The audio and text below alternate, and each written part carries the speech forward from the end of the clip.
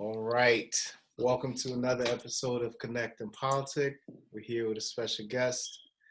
Please introduce yourself by telling us your name, where you're currently located, and your favorite snack. Awesome. All right, my name is Samantha. Right now I'm currently located in my apartment in the living room. Well, I'm actually on the kitchen counter right now, so going into the living room spot of the South Bronx. And my favorite snack lately, Ranch Doritos has been my jam. Ranch Doritos. Yeah, and Juca chips. Nice. I see. What do you remember your favorite food as a child? My favorite food as a child, and like still is, because Sam don't never change, is shrimp. Like I just like fried shrimp. Like all kinds of ways too. Like I say fried shrimp, but I think about it and like it was like Bubba Gump, like sauteed shrimp, fried shrimp, baked shrimp, deep fried shrimp, grilled shrimp. Like that was my jam. Like if it was a shrimp prepared anyway, I was like with it. Yeah. I was with it. Do you have this, and you said this is still your favorite meal as an adult, is shrimp? So definitely is. Do you have it with anything in particular, like rice, plantain, pasta? All right, so it really depends like where I'm eating. Like, so if I'm eating like the Olive Garden, I eat it with pasta. If I eat it like Mama Juana's or something, like a Spanish restaurant, I'll do like a shrimp mofongo. My grandma makes like a seafood like stew and I eat it with white rice. Right. I'm very versatile. I like everything. Do you make any special shrimp dish? The crazy thing is nah. Like I don't ever cook shrimp. Like I know how to because I love to cook, but I never cook shrimp. Why? Like I never do. I don't know. I think because I'll be on a budget, and shrimp be like $24 for a bag that's gonna feed me once, because I'm gonna eat both servings. So and then I'm already living because C-Town prices is like not for my hood, and I'm just like I don't understand. Like Trader Joe's is like butter, but yeah. Kind of why I don't really prepare shrimp that much. Got it. What's your fondest memory from childhood? I have so many, damn. Cause I had like a poppin' childhood. Like my parents, they were the type of parents that like thought everything I did was like a great success. Nice. They were like, wow, great outfit. I'm like, talk about it. Thank you. Yeah, like, and I was a kid, I was like, one thing I will say is that I'm very much the same kind of personality as I was as a kid. Uh-huh. Like there's been people that I have like not seen in years, like that knew me as a kid. They'd be like, yo, you don't change, because I like always had like a little wise crack or something, or like had a little comeback to like, because I just always like was funny and stuff. But I'm sorry, back to what you were saying. I'll be rambling sometimes. So. No, that's I try to circle it back. Sometimes other people gotta do it for me. I'm not offended. I just roll right back with you. No, you were talking about your fondest memory from childhood. Fondest memory from childhood? Yo, okay. This is a good one, right? So I was in the second grade. No, it was the third grade, right? And I was 8 years old. And my mother had bought Rugrats tickets in Radio City Music Hall. So she popped up in my school at like 12 p.m. You hype when your parents come to get you early. You like, suckers, like I'm out. I don't care where I'm going or what I'm about to do, but I ain't here. And y'all gotta stay. But so she picked me up like at 12, and then she was like, guess where we're going? And I'm like, it don't matter, but tell me. And then she was like, we're gonna go see Rugrats. And then I was like, okay, like we got a TV, we're gonna go see Rugrats. I didn't connect it. I was like, what's special about this? And she goes, we're gonna see them live. I was like, wow, how are these characters gonna be live? Like as a child, I was like, but it's 2D, like it's a drawing. How are you gonna make that live? And boy, did they make it live, yo! Those costumes are so popping. Like it was really Tommy on stage. It was Angelica, and the vibes was it though. Like, and then she took me and she got me the little like memorabilia and stuff from the show, like the little cup, a T-shirt. I had like this little like flag thing and this like foam finger. Like it was just a lot going on.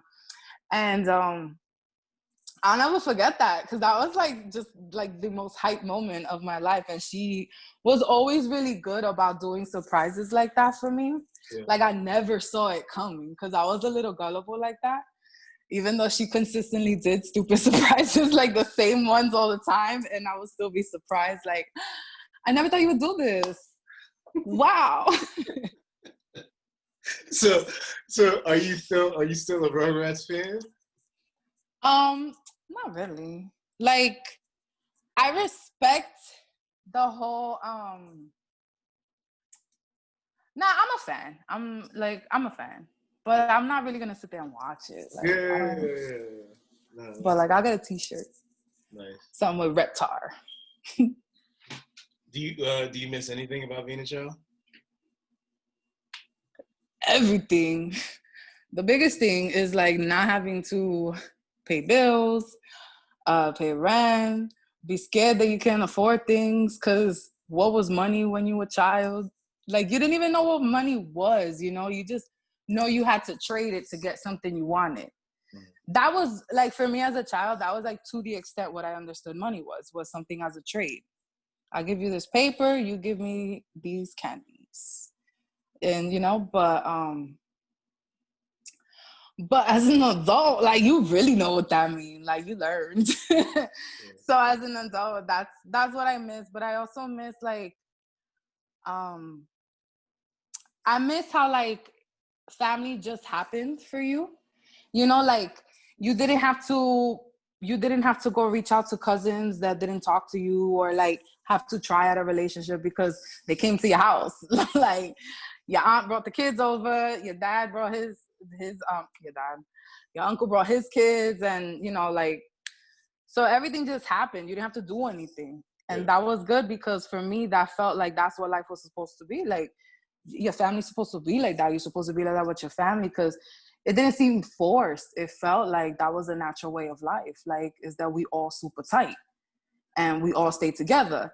And it's second nature to come over to my house and for me to reach out to you and stuff like that. And as a kid, like, it just happened for you. And as an adult, you got to put the effort into that.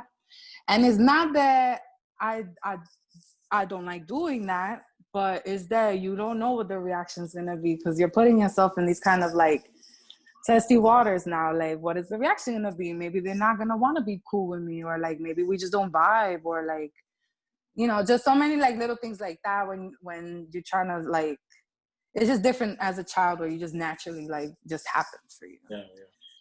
But I mean, it's my family. Yeah. What were you like in high school? In high school, I was very popular. Because in high school, again, I was like still the wisecracker. I was like, man, like I was the one that said, but like that one liner that everybody just laughed at. But I had a lot of interest in high school too. So I was that person that could sit at any lunch table. Yeah. Whoever was sitting there, like I knew it. Everybody knew me. I knew some, because I was in everything. I was on the AV club. I was on the swim team. I was like in this little like fashion club that I had started. I went to school in Hawaii, by the way. Nice. So yeah, I didn't graduate there. I came back the second semester of my senior year. Wow. But that's why I got like mad popping activities in high school. I was doing everything. And then like, okay. I was out. I was doing everything out there. Yeah. So what was that like for you? So you went to high school in Hawaii from ninth to pretty much first semester of senior year? Pretty much. And then No, sophomore year to senior year. Sophomore year to senior year. and then you came back to the city. Yeah. My mom moved us back to New York. So what was that like for you? I mean, that was crazy. The whole thing. Yeah. All of it. Me getting out there, me coming back. It was nuts. It was wild. It was amazing. It was amazing. It was the most amazing experience of my life. Because in New York, like growing up, I came from the South Bronx. Like, you know, we all we all talk like I do. By the way, when I get excited and I start talking and stuff, like my accent gets really strong. Like it gets thick. So it was a culture shock. Completely. You know, in the Bronx, you don't go saying good morning to everybody that you pass on the street. You know, you mind your business and you keep it moving. Don't even talk to me. You look at somebody a type of way for asking for directions. You're like, well, who asks for directions in the Bronx? Like, you come here to ask for get out of here. Like, what business you have here? You know, so you 7 years old and you sus of everybody. You like, you know what I'm saying? Yeah. So it was really different. And it was a complete, like, because people used to say hi to me and good morning and what's up. And I'm like, I don't know you, or like, do we know each other? Or I'm like playing along because I don't look stupid. Like, maybe I met this person and I look like an asshole, I don't know you. Like, I don't remember you. And I was like, hey. But it wasn't natural to me. It was like weird because I grew up like mind your business. Talk to me for. But I like it because it really opened me as a person and like kind of helped me understand that I am a people person, like 1,000%. Like I really love people. Like I do. I just like, you know, I'm like the very opposite of somebody who's like, man, I'm not a people person. I'm like, I love people. What's up? Hey, human, what's good? You woke up walking, talking, breathing. Me too. All right. You know, like that's kind of my attitude. Yeah. Definitely though, you know, like I'm still a New Yorker. Like, don't talk to me though. Yeah.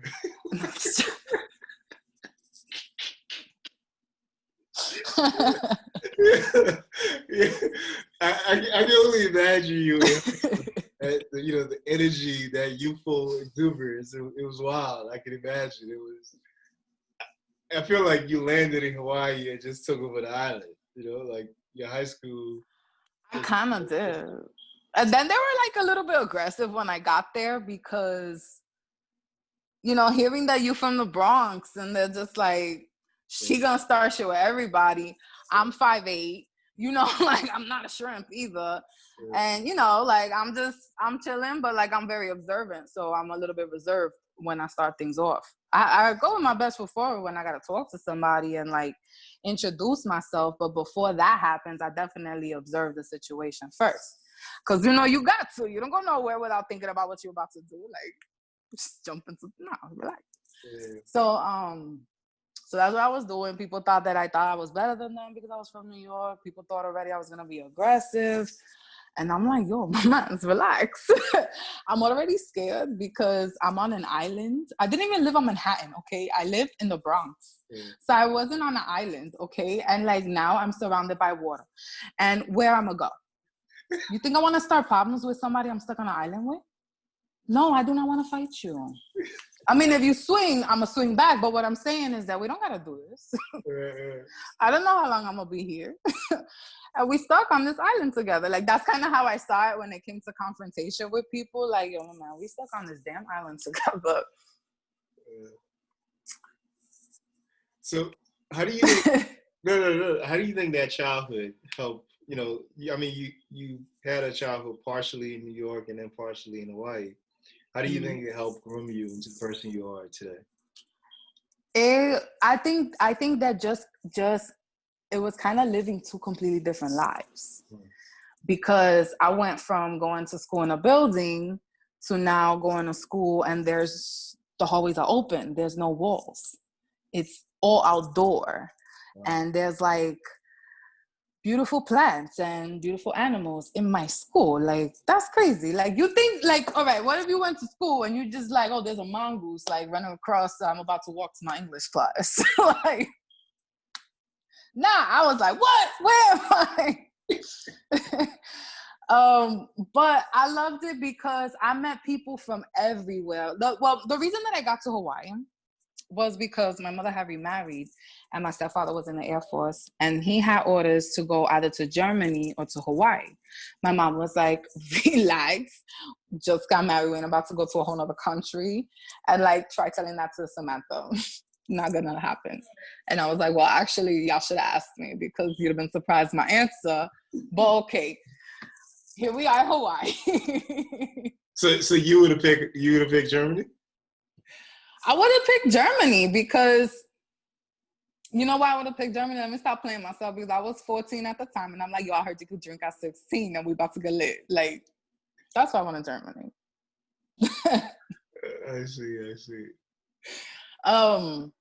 But I think that it was like, it was different than how New York was, because New Yorkers, you are how you are, and then you so used to seeing other cultures and stuff like that and learning from them, but then you are how you are. In Hawaii, it was different because I was immersed in so many different cultures. You had the Polynesian culture, you had Samoans. There's a difference between Samoans and Hawaiians. Not everybody is Hawaiian. And then there's a heavy Japanese culture because they're right there from Hawaii. Yeah. And then the Korean culture is heavy. Like, there's so many different cultures, but you live in them. You know what I'm saying? Because you on an island, like, you live in them, not the same as New York. Like, you bounce from culture to culture to culture because they all make up what New York is. That's the difference experience from, like, living it, I feel like. Because I was eating kimchi, you know, like it was nothing. And I'm like, what is this? Try it. Got you. I liked it, you know? And that wasn't normal. I was eating stuff like spam musubi wrapped. It was spam with rice and wrapped in seaweed. And that's like such a regular like breakfast food. That's a bacon, egg, and cheese over there. That's crazy, you know? And then that just opened my eyes to how different life can be. And if I don't fully immerse myself in the opportunities that like come towards me, that I get to experience, or the people that I have the pleasure of experiencing and meeting, and if I go into that with already a veil over my face of what I think things are and stuff like that, it leaves me limited, and I can't absorb from you. I can't learn from you. I can't absorb the situation. I can't fully appreciate what's going on and learn and move forward. And, you know, like, I can't do all of that if I already have in my mindset how I think something should be. So growing up, being completely like twisted upside down, I was thrown off the continental US. Like, y'all took me off a whole like land. You took me off of land. Yeah. But you know, like, you know what I'm saying? So like, it just opened my eyes, it opened my heart, opened my mind, my soul. It really did all of that, and it opened all of it. And now I thirst to kind of like absorb what you know. Yeah. I get excited to feel like your excitement for like explaining something or showing me something, like, and it's genuine, you know. I feel genuine happiness for somebody that I could be open like that to these feelings and emotions towards other people, no matter how long I've known you, even if I just met you. Yeah. So I feel like that's what really helped me like discover that I'm such a people person, because I legit care about people. Nice. What would you say are some important lessons you learned from, you grew up with your mom and your stepdad? So I grew up, here's the story, right? So my parents had me very young. They were high school sweethearts. And then about 3 years later, they had my sister. So they tried to make it work for like 12 years. Like, y'all tried. Y'all did the house, you did everything, you know, and it didn't work out. But y'all tried. I respect both of y'all for doing that. It wasn't like terrible or nothing, but it was like, damn, all right. we got to do something about this, guys. So we grew up with that for like 12 years. Then, you know, for a few years, it was just but my mom still was kind of the single mom because my dad was kind of in and out of living with us. So, but he was always a father presence. kind of. So I still feel like I was raised by two parents, but I definitely know like mommy actually did it though, you know, like mommy actually did it, but you know, I still kind of feel like that was there. So what would you say are some important lessons you learned from your mom? From my mom, my mom is the number one person that taught me like love yourself, number one, always. It's always, you're not gonna be able to exude that love to nobody else genuinely if you just don't have that for yourself. She taught me my confidence. Like it's kind of like not even one lesson. It's like all the lessons collectively that my mom has taught me, like as big life lessons. Like it'd be very hard to pinpoint just one thing. I will give you a whole list of a million things if, you know. So the biggest thing would be that she taught me the confidence of myself as a woman, the self-respect, self-love, and all her lessons always had kind of like that basis to it. And that's the most important thing, because I truly care for other people to feel that way about themselves. Like, I truly want you to feel great about yourself. Like, I truly want you to think that you're the bomb. I want you to think that you're the best at anything. I want you to have that confidence in yourself. I want you to love yourself. I want to see that in other people, because I know how great that feels, you know, and that's only what I wish for everybody. So the most important lesson, anything that I ever learned from my mom was always self-love and confidence. Yeah, no, that's great. What are your favorite things to do for self-care? Oh, I'm beauty all the way. So one self-care thing that I did today actually is I bought a sandwich at the grocery store, like the kind of sandwich that you bring like on a school trip, like the lettuce, tomato, onions, cheese and ham on a roll, cold, salt, pepper. And like I was just like relaxing in the tub eating my sandwich, and I'm like, yup. Did you say you were in the tub eating your sandwich? That's right. It's not like an everyday thing. But I was like, you know what? Yeah. Why should I wait to do one or the other?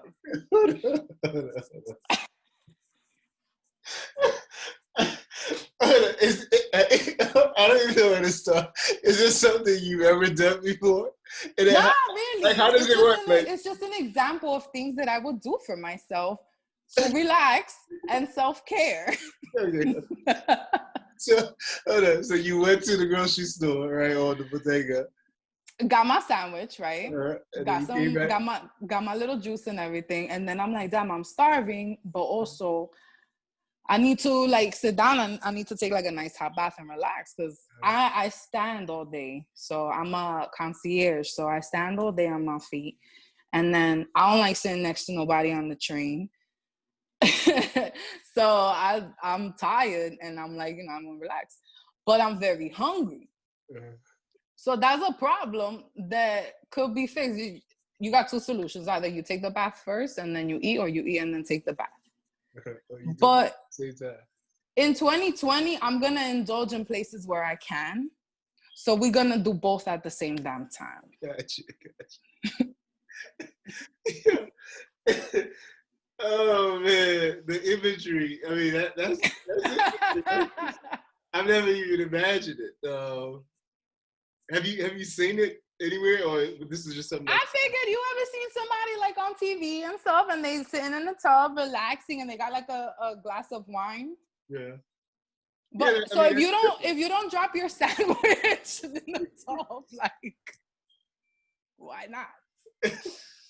No, that's dope. That's dope. Any other favorite thing to do for self-care? Oh yeah, definitely. I like doing my facials like on the weekend. I love a good deep treatment for my hair. I do my own pedicure every Sunday, like not every single Sunday, you know, it switches up when I have the time and stuff, but I do it all the time. Like things like that, like things just like to take care of me. I go get a new body scrub, lotion, whatever. Like those things are just like I need to physically take care of myself. Like, cause you know what? I work very hard. Sometimes I work long hours. My birthday's coming up, so I just asked for some overtime. Like, it's a lot, you know. It's 2020. Like, it's a lot going on. So those things are just like the most relaxing for like my body and like my mind, because that's when I sit and I think, and I smoke a joint sometimes too, like to just kind of like mellow out. And then because it also gets me deep, because sometimes I want to get deep, even if I'm on myself. I'm like, let's get deep in thoughts. I'm like, let's try to figure out the root of like why we like this or like that. Like those are kind of the things that, like, the places that I take myself to kind of like figure myself out too, because that's relaxing for me, is to figure out an issue that I have anxiety about. And then I'm like, well, this is a nah. That's why. Okay. And now I'm chilling. Like, so I'm like, like my relaxation is gonna like last now, because I don't have like that anxiety about whatever I was thinking about. So puts me in a really relaxed mode. I start thinking about stuff. I start thinking about like my family. Like, yo, my mom is mad cool. Or I'll like start thinking like, oh, you know what? My job's cool. I still gonna complain, but if we being honest, it's cool. Like, it's just like things like that. You know what I'm saying? Like, the Bronx got its problems, but I love it here. This is my home. Like things like that. So. Cool. What do you do to reduce distractions? To reduce distractions? Like, if I have like a project to work on, or like, just in general. We have a lot of distractions right now with, as most people are saying, with 2020 and social media and life. So how do you, you've already, you said you take baths and have lunch at the same time. That's right. That's one. And you might indulge in a spliff. Actually, you know what I do? I'm a singer, so I do sing. And sometimes, like, I come out, you know what, don't say this. That's what I do. Like, I'll sing there, and I'll just come up with melodies, and they just flow. Sometimes, and I'm not by any means like a writer. Like, I'm not, I struggle with writing songs. But sometimes, like, my feelings really just sing themselves out of me. Mm-hmm.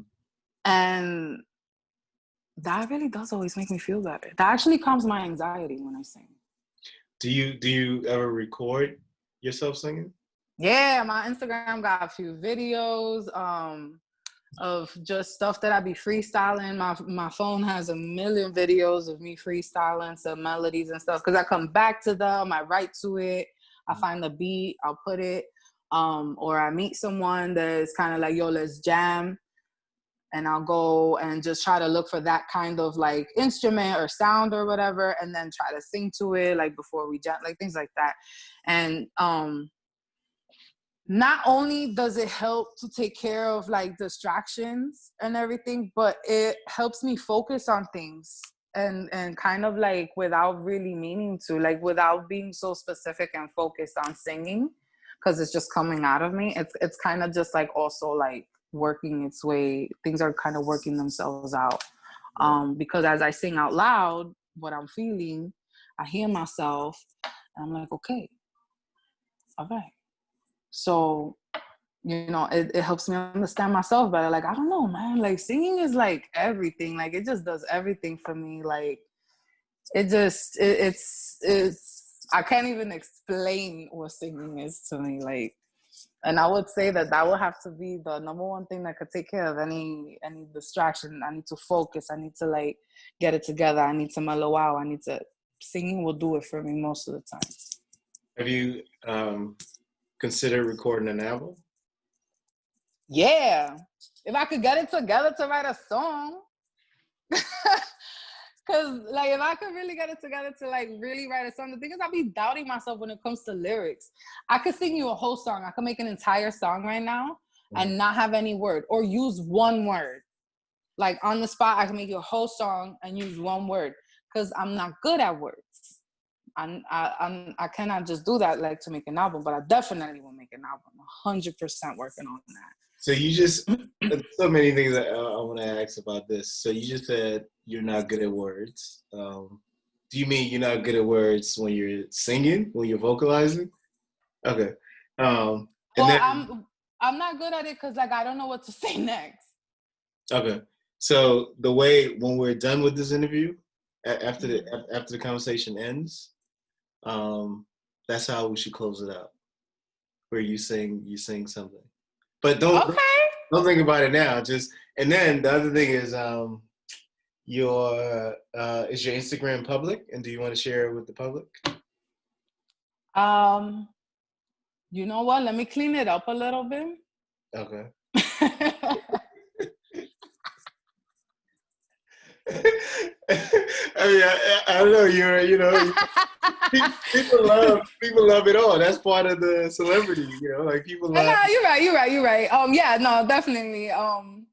Definitely. I should make it. I'm gonna make it public like as soon as this is done. Okay. But we could definitely share my Instagram. It's very original and out of the box, so unrelated to me. It's South Bronx Sam.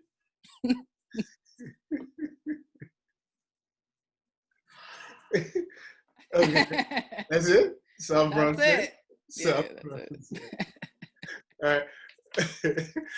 That is very original and not related. Right. You can't figure that out at all. You see why I struggle with writing songs and stuff, because only genius ideas like that come out every so often. So you mentioned that you struggle with writing. If you were to write a book, what would it be about? I think, you know what? I think that if I was to write a book, it would be a book about like acceptance, like self-acceptance, self-love, self-confidence. But like the way that I would say it to someone.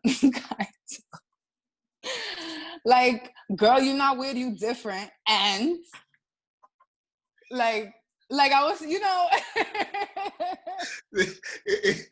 have the hair flip and everything in the book. Right. And a wink, like, the whole thing. Got it. Nice. It would just be like a still picture, like, yeah. I got you. But yeah, like I think that would be necessary to the world, to anybody that would learn and absorb from it, like, because that's all, like, honestly, like, that's all I would want in the world for every human, is to love themselves.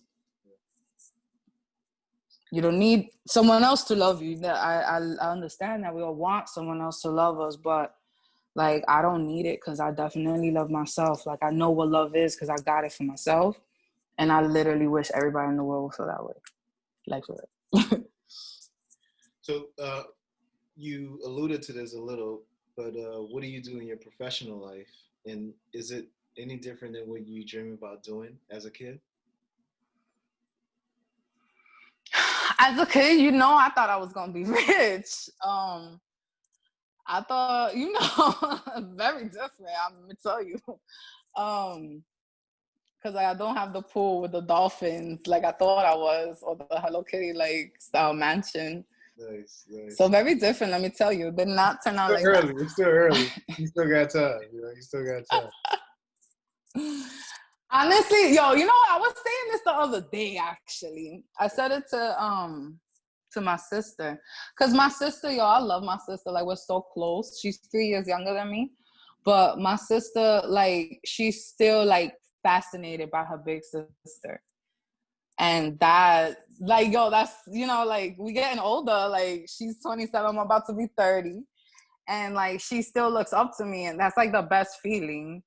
Because I'm like, damn, you think I'm a good person, like, to want to look up to me like that. So, damn, I'm so sorry I got caught up in saying that. No, so the question was, what do you do in your professional life? Yes.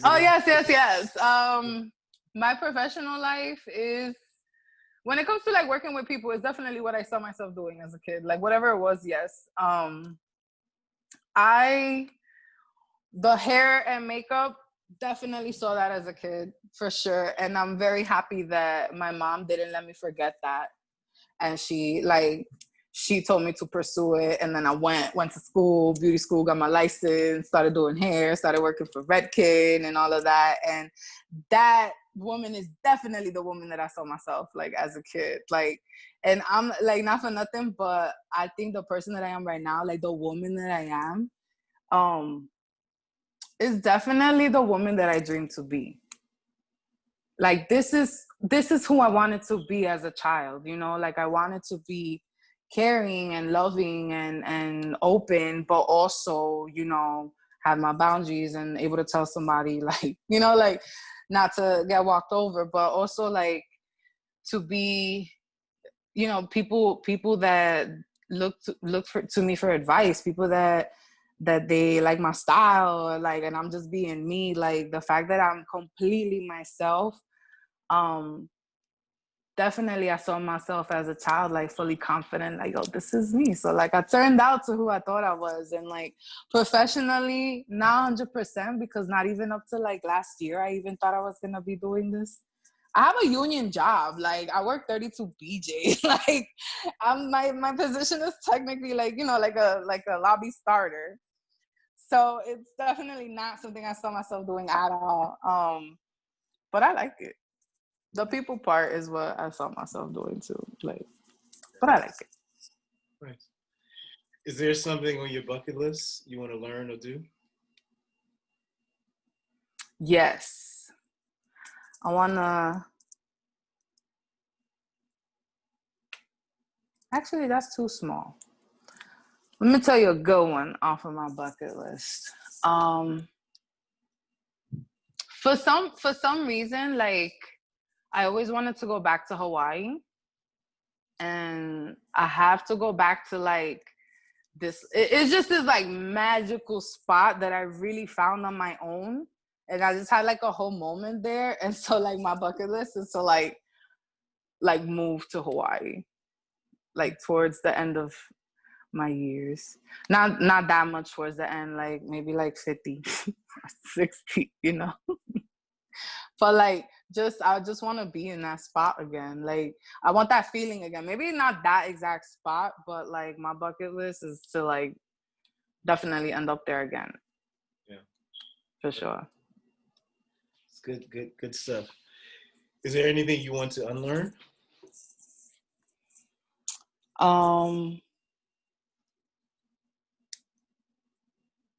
Yeah, there's a couple things that I would like to unlearn. I would like to unlearn saying sorry for everything. Because I'm not sorry. Why am I even saying it? You know, like I would like to unlearn that, because I feel like growing up, like just growing up as a girl, like typical like Dominican, Puerto Rican, you know, kind of like culture, and like that we just always gotta be sorry about something. Like, oh, I'm sorry. Like, oh, I'm sorry. And I'm just like, I'm not sorry. Like, I didn't do nothing. I didn't do nothing to you. Why I gotta be sorry for moving past you when there was space? I didn't bump you. What am I saying sorry for? Like, oh, sorry. Let me just get by you. No, I didn't need you to move. I don't need to say sorry about nothing. So I would like to unlearn that, and I'm slowly doing that. Most people would say I have no problem with that, but let me tell you, that's not true. Like,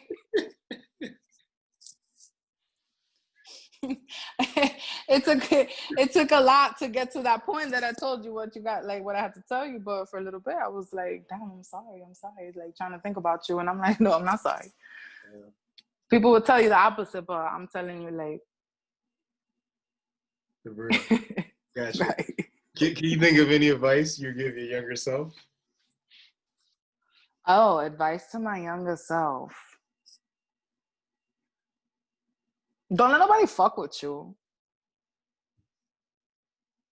That's pretty much it. Don't let nobody fuck with you, because if I didn't let people fuck with me kind of the way that they did, and and I had more like, you know, like more for myself, like stood up for myself more and stuff, like I think that certain things would have turned out better. You know, certain things would have turned out better, but also I would have not had to learn things the hard way. So, yeah. What would you say is the best money advice you've received?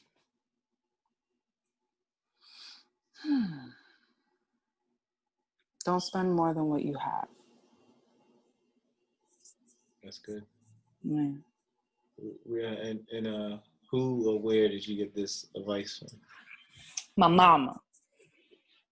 And then the other one that I learned was never lend money you can't afford to lose.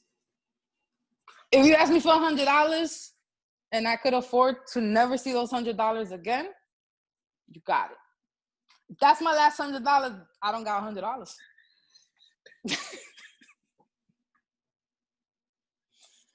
For real, cause like I just think that like if you have the kind of relationship that somebody asks you for money, and that you would consider giving them money, then you should consider that, not that you lost it forever, because you're gonna trust them as a friend to want to give it back to you, whatever the case is, you know. But in my mind, I lost it already, but that's fine.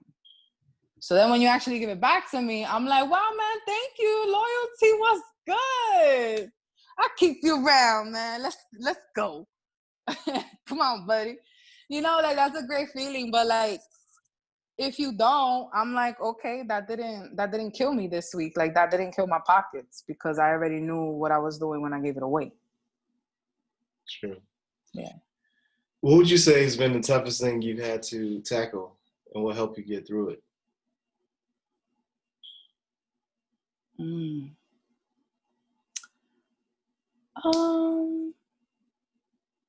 I would say the toughest thing that I had to tackle would be the relationship with my father. And the fact that what helped me get through that was I had to put in a lot of work, because I didn't want to end up like that. I knew that he wasn't gonna give it to me, so I kind of had to put myself out there a little bit, and I had to let go a little bit to get a little bit, but it worked. You know, it worked. It's working, and I love my dad, but that was one of the hardest things to get through, because that's my whole father. Like, you made me. So like to have issues with that relationship and like for so long, that's not something that, you know, that you could that's not something me as a daughter could continue on with. Like, you my dad, we gotta fix this. So it took a lot. What got me through that, to be honest with you, was being forgiving and understanding that the forgiveness was not for the other person, but for myself. Like, everybody says that, but it is so true. Like, I forgive you for a lot. I forgave you for a lot, but it wasn't because you deserved forgiveness. It was because I deserved to put this to rest. I deserved to not keep going crazy over it and get anxiety. I deserved, you know, to not get angry every time I see you or I hear your name. Like, I deserve those things. I deserve, because I'm a good person, because I'm a good daughter, I deserve to have a dad. I deserve to have a good relationship with my dad. And like anything else that I have in life, I'm going to work for it. And it's not always easy, but I make it happen. So I wasn't going to leave this earth, and he wasn't going to leave this earth without us mending and getting together and building something, at least, you know? Yeah. No, that's great. That's a good one. What qualities would you say you admire in other people?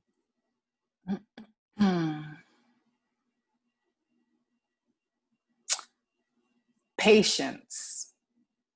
Because when I tell you you gotta appreciate a person with patience. I'm a very patient person, but I know what that takes. Mm-hmm. I know what I gotta give up. I know what I gotta go through to be patient. It's not easy, but it serves me. It serves me so well. It serves me so well to be patient. I promise. And so when I see other people and they're being patient, and I'm peeping a situation or like something, you know, and I see that you're being patient, I'm like, my man's. I know that's like, I know what you're going through right now. Like, yo, keep on. That patience gonna get you through, man. Go. So do you formally acknowledge someone if you notice they're being patient? Do you like say something to them about it? No, because you could get my vibes easy. I could talk with my eyebrows. Like, that's probably why I'm not good with words. My language is like all over the place.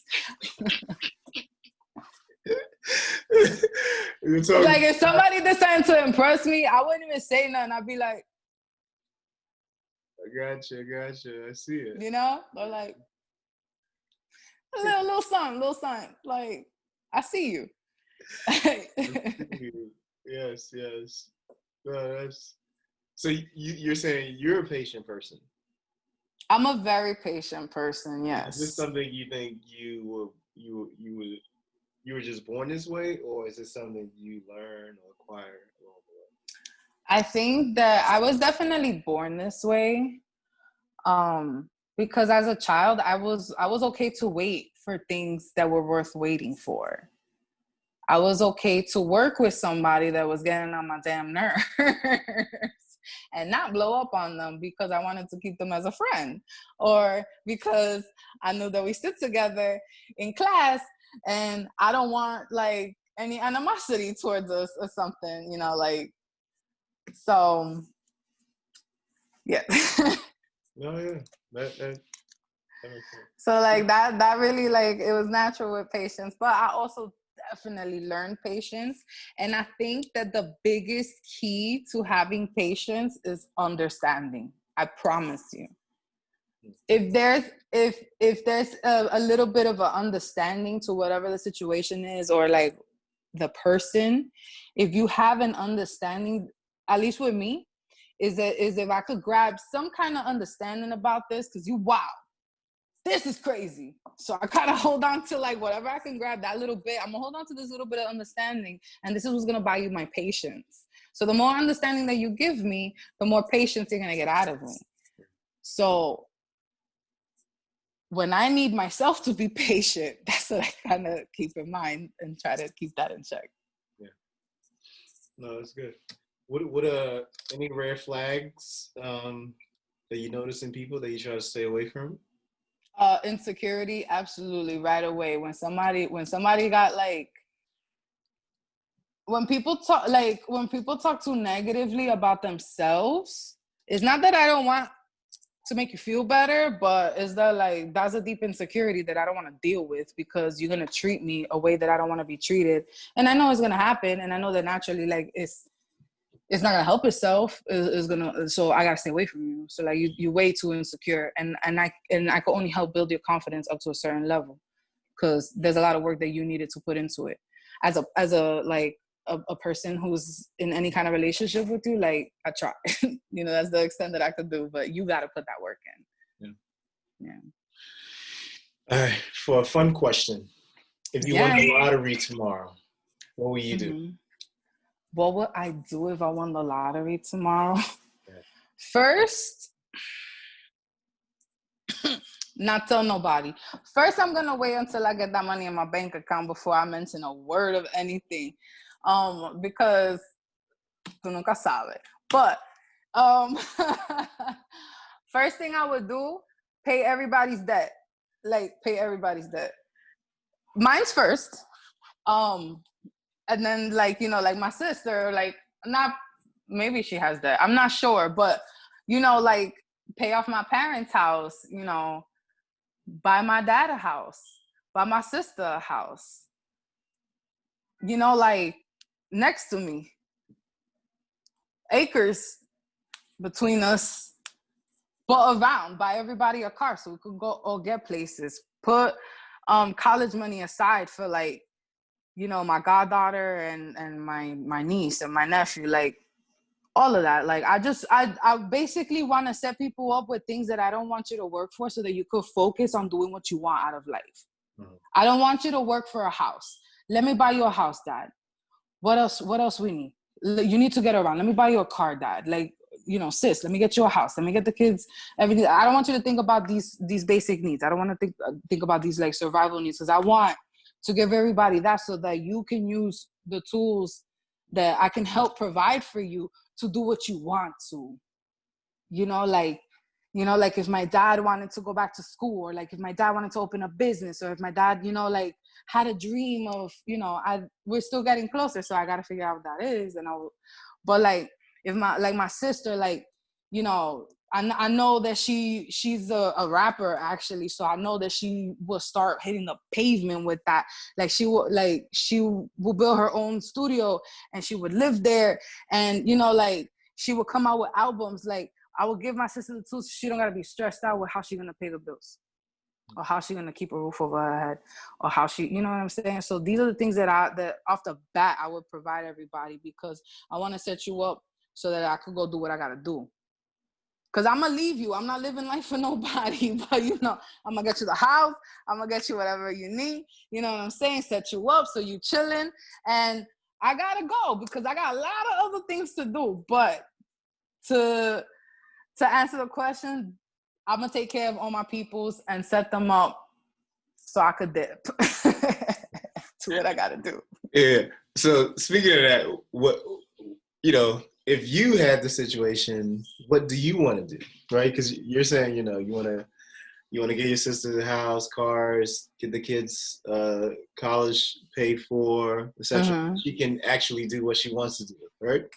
And be it a rapper or do music, etc. So what, if it was you, what do you want to do?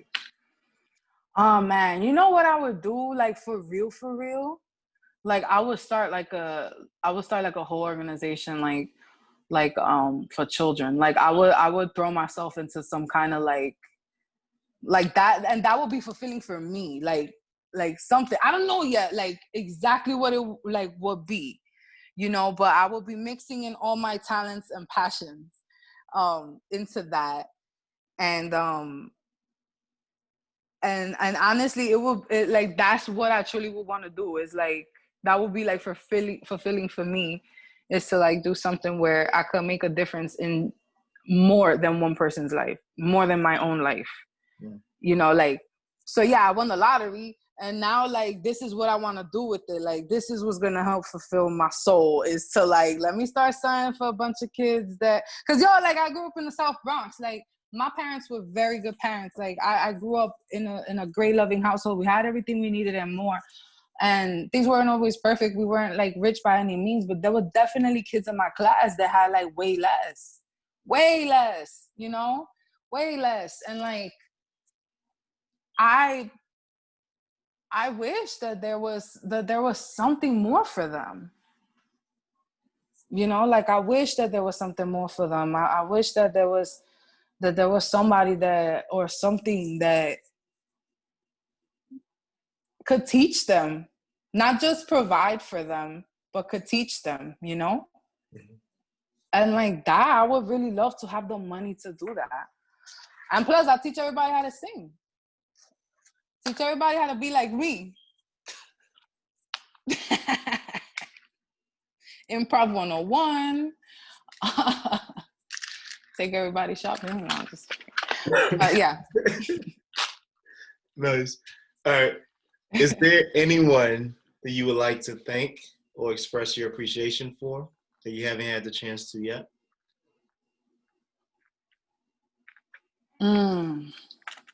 That one hit a little bit deep, because there's definitely somebody. So I will have to say my grandpa, who passed away in April. I would say, man, he was cool, man. He was cool. Like, he definitely, like, I didn't get a chance to thank him for giving me like my almond eyes, because like it was only us two in the family. Everybody got like big brown eyes. Like, thank you, grandpa, for my eyes. Thank you, grandpa, like, for my family. Thank you, grandpa, for like having all those like those talks about your life with me, you know. Thank you, grandpa, for taking me driving, my first driving lesson, and I scared the shit out of you because instead of brake, I hit the accelerator. I got so scared because we was on the FDR, like, like, like, just thank you for like being a present grandpa, because like I have another grandpa that don't even know like nothing about me, you know. He didn't care to like at least call and say what's up. So thank you for being my grandpa, and thank you. I appreciate you for everything. And it's sad because I didn't get to tell him that, but you know, that's who I would say it to. Yeah. Great stuff. For our final question, how do you define success? When you're happy. Whatever it is, if you're happy with the amount of money that you wanted to make, that is a success to you. So when I'm happy doing whatever it is that I do in anything, that's going to be a success to me. Nice. Because isn't that what we do this for, right? To be happy or to chase some kind of happiness.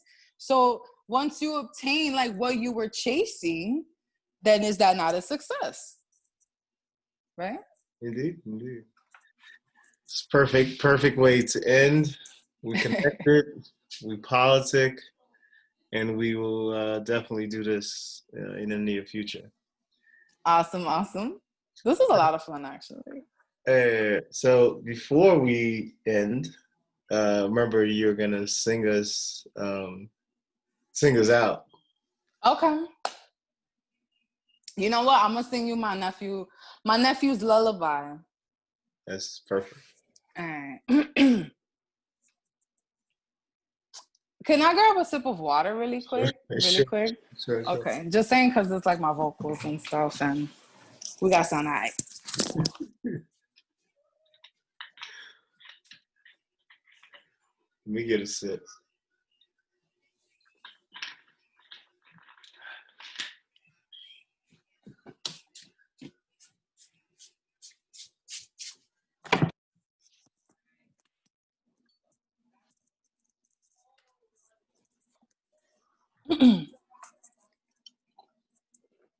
And I'm ready. All right. So baby,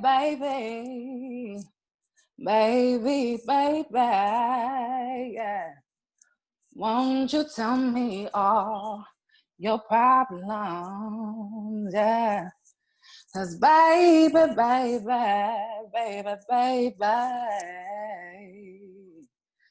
I can always help you solve them. Ooh, baby, what's wrong? Is the sky not as blue? Did the moon and the stars not twinkle for you? Well done. Gracias. It's been a pleasure. Thank you very much. Thank you very mucho.